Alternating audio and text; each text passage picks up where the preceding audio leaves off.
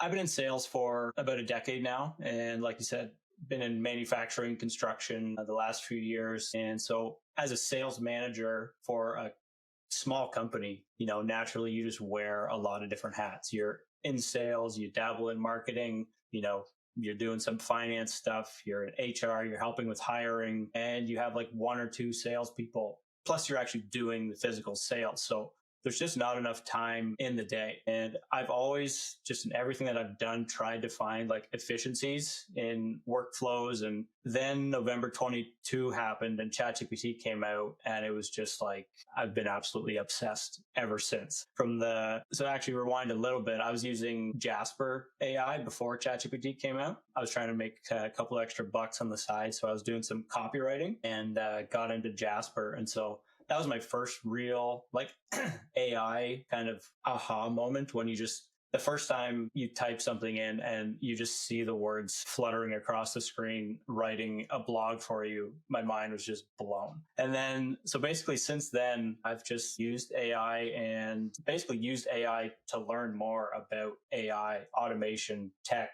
marketing. Again, working for the small company, we were working with a marketing agency and they didn't really know a lot of what they were doing. So I got to learn a ton about marketing just from like filling in their gaps. And so using AI, learning about marketing has sort of fast forwarded me to where we are today. And now I use AI in almost every single thing that I do. So like you said, now you use ChatGPT before you're on Jasper, but you also do you build your own apps, or is there a different AI that you use that is outside of those mainstream ones that pretty much everybody knows that you're using as like a go-to? Yeah. So ChatGPT was like the gateway for sure. And then, the first year I would use primarily ChatGPT. And then that has just evolved into more and more AI tools where the LLM is the foundation of most of these tools. And so I'm using, the ChatGPT, Claude, Gemini, Grok, the basic LLMs to help learn about all of the other tools that are out there. And so, for example, in sales, I see a problem come across my desk and I will ask, ChatGPT, what is a possible solution for this? And then it'll say, well, you could, automate part of this process.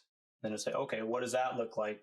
Maybe you need to use an app like a Zapier or Make.com. And so then I would go into Make.com and learn how to use all of those tools and just slowly over time build these blocks of, different tools that you can use to solve problems. And so now every day when a different problem comes across my desk, I'm just trying to find creative ways to use AI to solve them. Okay, so give me an example of a problem that you solve, like a concrete action that you're able to automate with AI, or something that you've built that you use as a tool that you did with AI. Okay.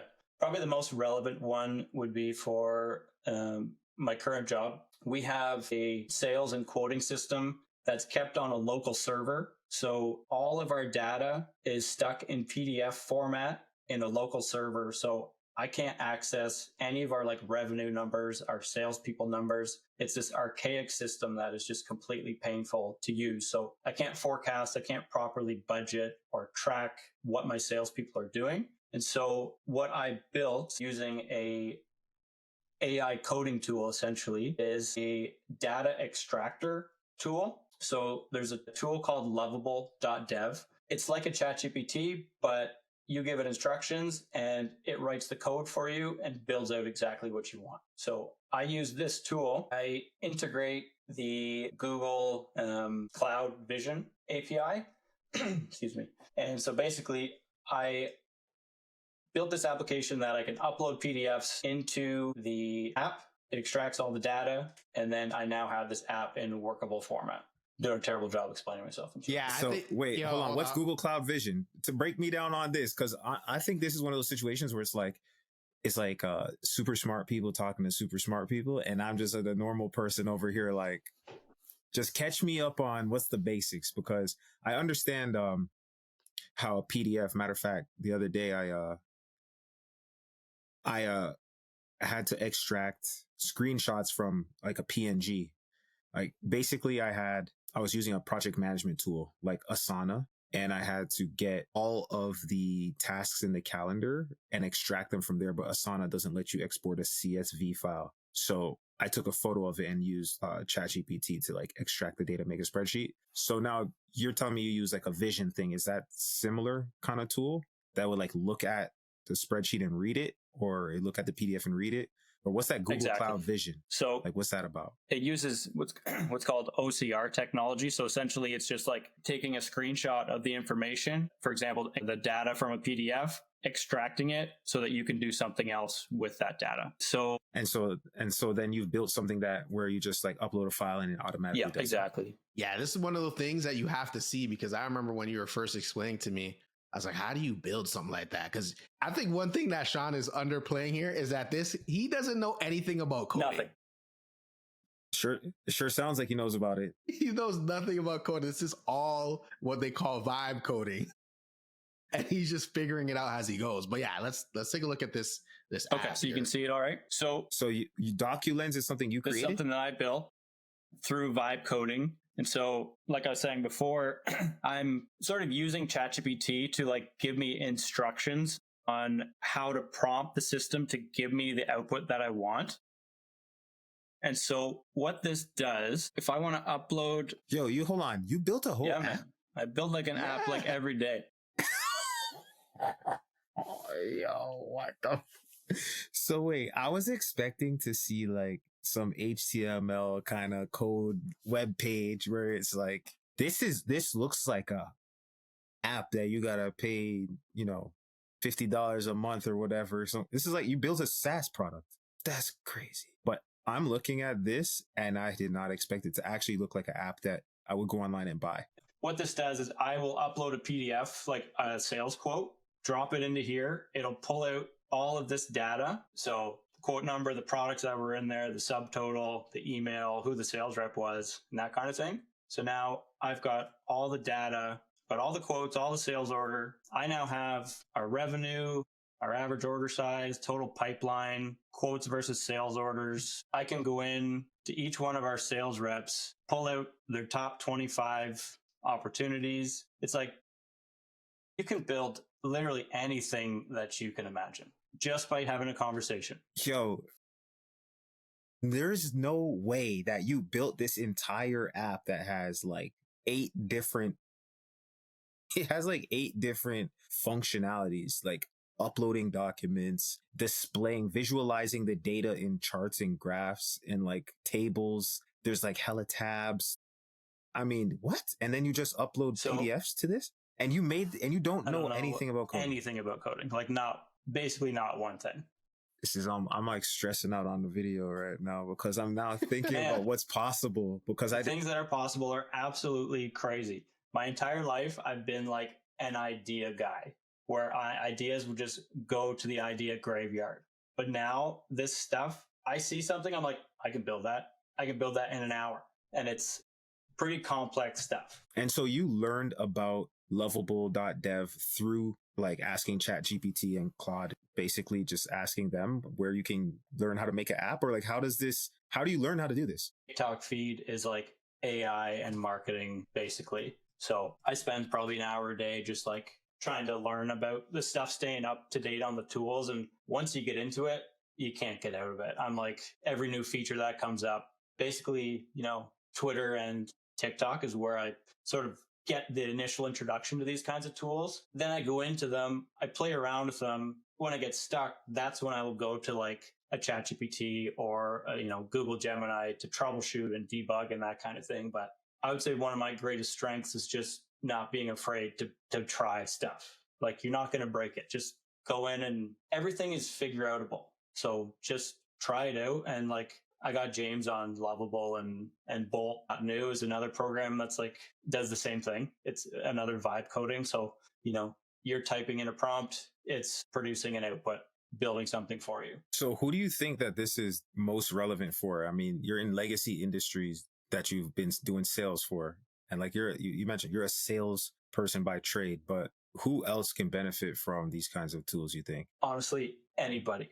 For example, I have a consulting company that I work with. We have bunch, like their entire onboarding customer journey is through Excel documents. So they send an Excel file to a customer, they go in, manually fill it all out, save it, send it back.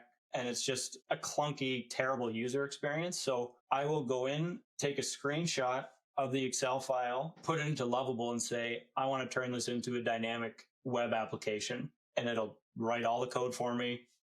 And actually, I've got it already pulled up. I'm going to show you that too. Yeah, like Sean was the first person that started telling me like, yo, take a prompt from Claude, tell it what you want to do, then put it into paid version of ChatGPT, let it refine it, then take that and put it into Bolt.new. And the stuff that it was spitting out, like we were making web pages, like we've made landing pages for our trade shows, we've made calculators, like we're turning out tools for a legacy business that, you know, they don't know what's going on, but we're just turning out tools to improve our conversion, turning out tools to improve our productivity. Like the goal is, like we were talking today, Sean, like the goal is how can we make our manual tasks so automated that now we're just orchestrating different AI tools and just making sure that our productivity is high and our efficiency side, so we can focus on the stuff that really makes a difference, which for Sean is closing deals, and for me is creating marketing strategies that win. But yeah, show this is really cool because a lot of people can turn their manual tasks into a quick workflow that will increase their productivity in seconds. Exactly. So this is a landscaping company who have this long questionnaire for, you know, potential new hires. So they go in, you can imagine somebody going in here. It's just a very clunky experience. Then they manually save it, send it over. And then, so what I do is I take this screenshot, literally put it into ChatGPT, say, I want to build a dynamic web app. Give me a detailed prompt to recreate this in the form of a dynamic web app. And it'll spit out something that looks like this, you know, clickable fields. It's just so much nicer. I know right now in Courtney's head, he's built like 10 apps that's going to supercharge his team. Easily. He's about to go down the honestly, man, it is an absolute game changer. And it's so fun to build these. So can you see now? So yeah, you basically turned Excel into Jotform or like Gravity Forms, or it's like, Survey Monkey. Like you built your own Survey Monkey type of thing. Exactly. From scratch. And so where it gets even cooler is, so somebody goes in, they fill out all this information, they get to the end, you know. So what kind of code is this using? Is this what would this be? React. Is this HTML5 React? Yeah.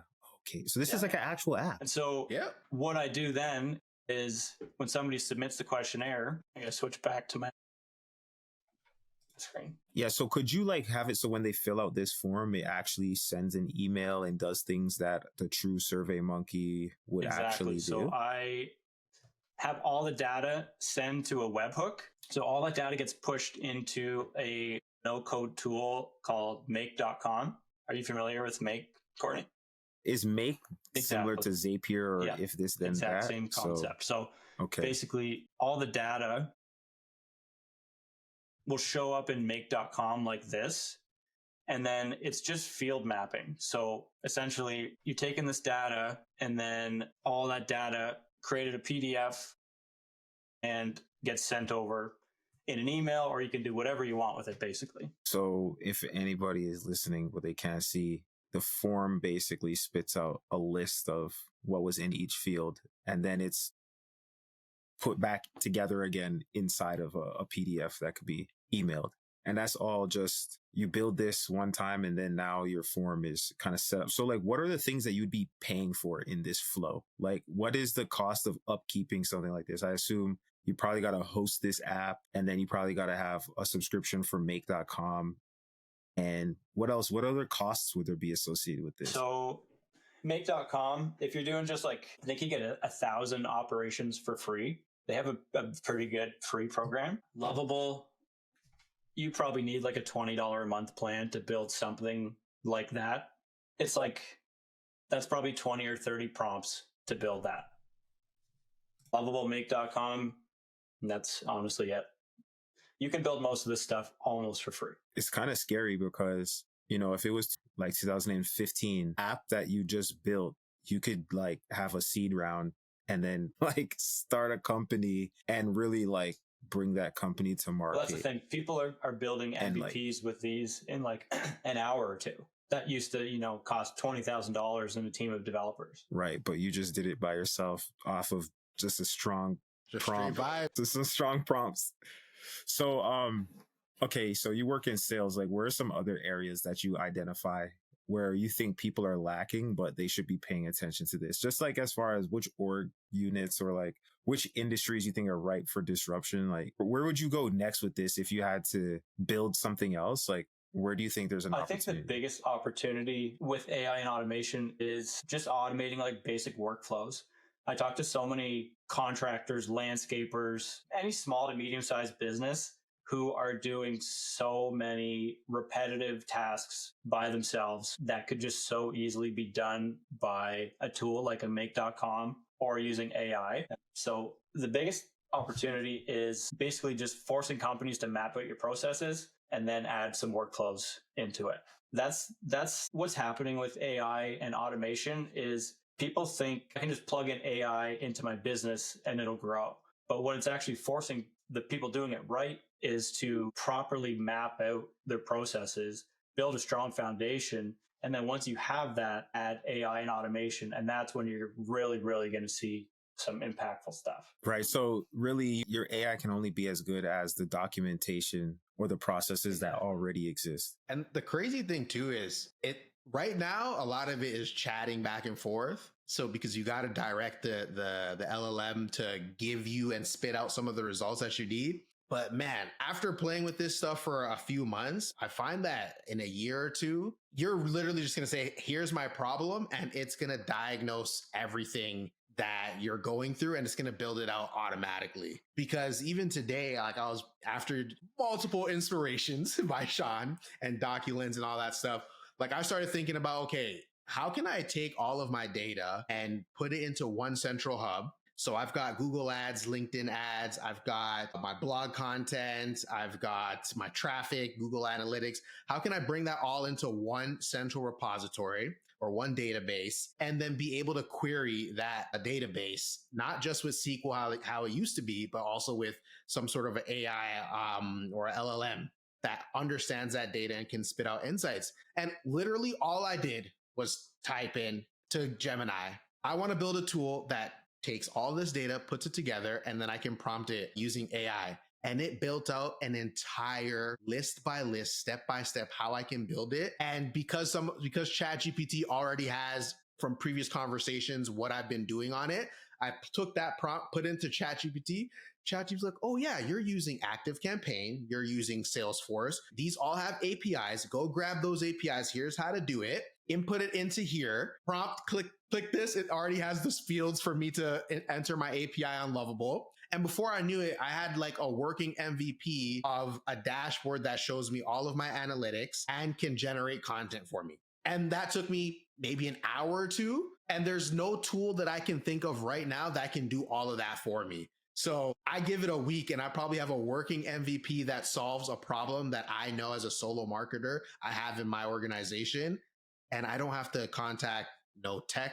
I'm going to contact nobody else. I don't even really have to know how to work a lot of the tools because the AI is literally explaining to me word for word as if I've never done it before. So what's the next thing that you got to do to sharpen your own tool belt to be better with this? Because obviously like a carpenter's only as good as he can swing the hammer, and you got to get better at swinging the hammer, right? Like we all have these tools in front of us. Some people are going to be using them better than others. So like, what do you have to do to be good with this stuff? I think just experimenting, building as much as you can and troubleshooting as much as you can and getting good at debugging and figuring out ways to troubleshoot. Like James said, I don't know anything about coding, but with these apps, you're going to run into bugs that it can't fix itself. So you have to get creative with how you're going to fix these bugs. I, for example, go into Google AI Studio and you can actually... What is that? Google is actually stepping up huge in terms of their AI offerings.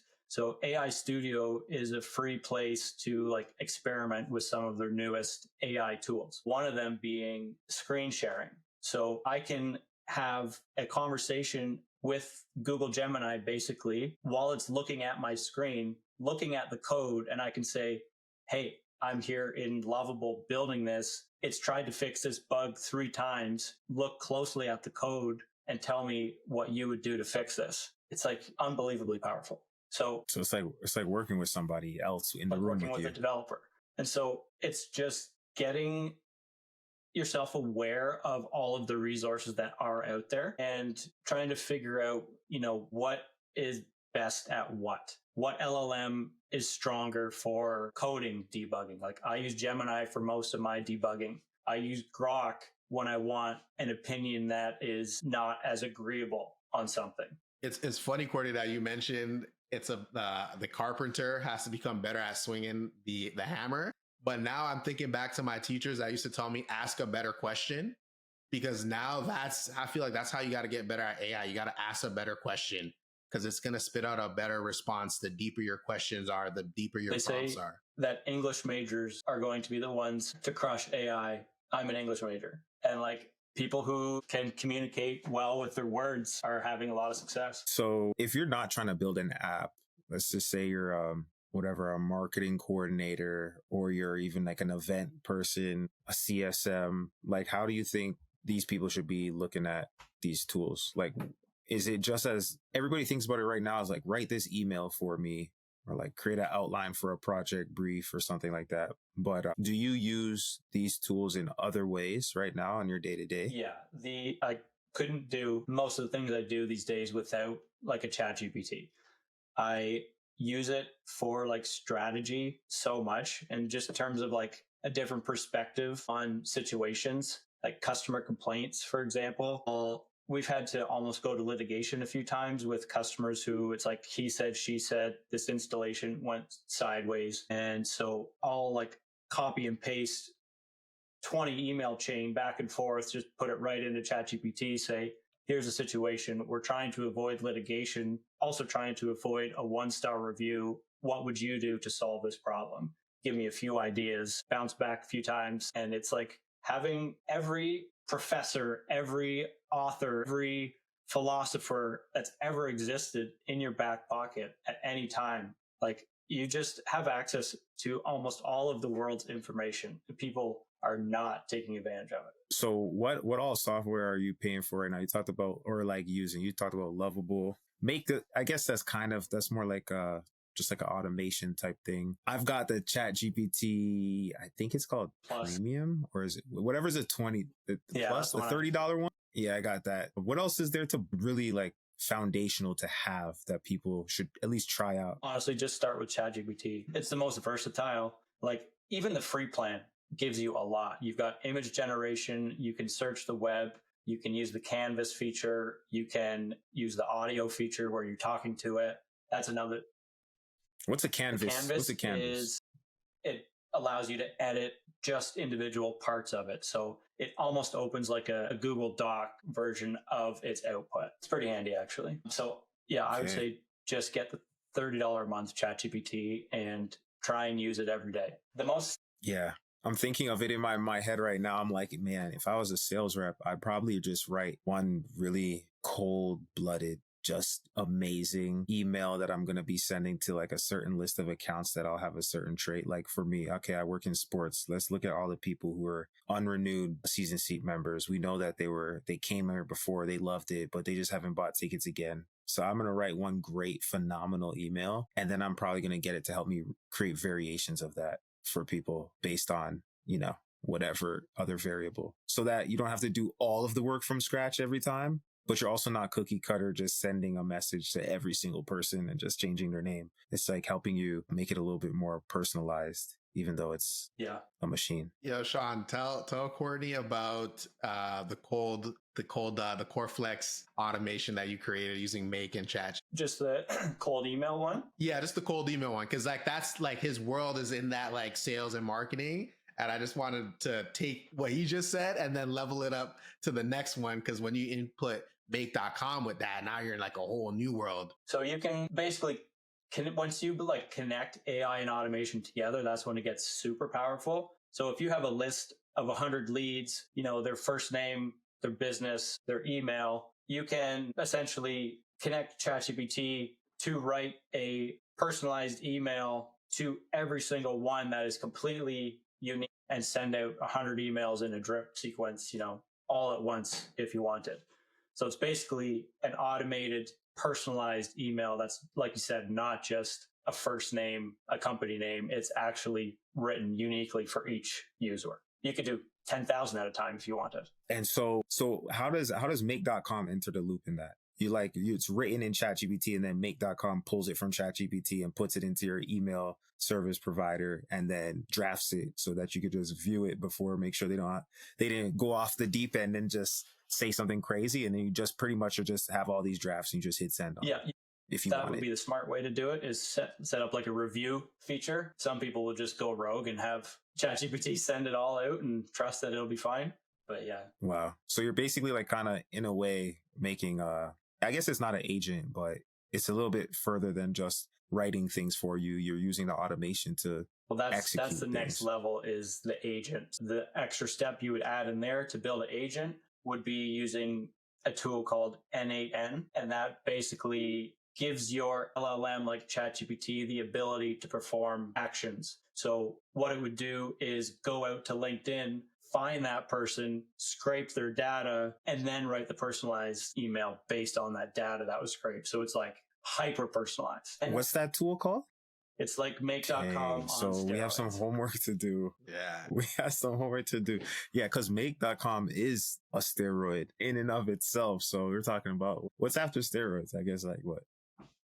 Human growth hormone Whatever or something? LeBron's using.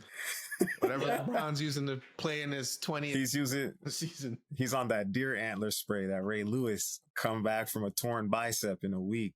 Oh my gosh, man. Wow. Go ahead, Jimmy. I was going to say, like, Sean, what's next for you? Like, what's the next big project that you're tackling? Because I know you're always, even today, you shared a new tool with me. So I know you're always thinking about the next frontier. I wanted to actually ask you about what you learned at the Google AI conference. I don't know if you want to jump into that quickly, or maybe that's another episode. Y'all let us know in the comments below if you want to learn more from Sean, because we don't want to keep him here forever. So just tell us what the next thing that you're working on is, and we'll save the Google AI conference for another time. Sounds good. Right now, honestly, I don't have a next big project. Disappointing, I know. I'm trying to like fine tune some of the more complex features of like a Lovable. I just built an app for me and my friends, like basically our own personal social media, where you can upload videos, photos, book calendar links with each other, just like be better at staying in touch and that kind of thing. Because I haven't really done any apps that integrate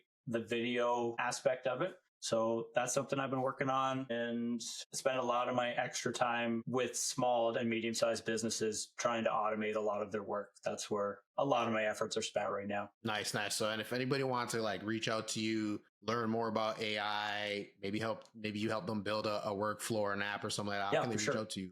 My website is mapleai.io. And yeah, that'd be the best way to reach me.